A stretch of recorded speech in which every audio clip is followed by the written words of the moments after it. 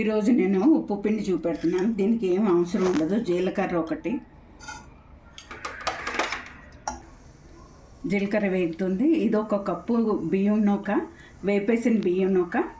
దీనికి 2 కప్పులు వాటర్ వేద్దాం. అంతే, ఇంకేం అవసరం ఉండదు ఈ ఉప్మాకి.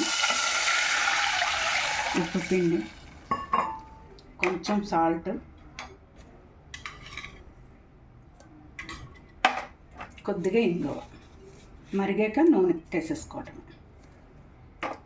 బియ్యం నూక ఏపిన నూక వేపుకోవాలి, వేపుకుంటేనే రుచి ఉంటుంది.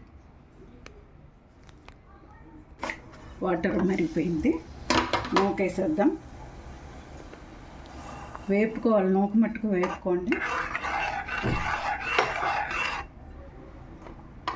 ఒక 10 నిమిషాల్లో అయిపోద్ది, అంతే ఉప్మా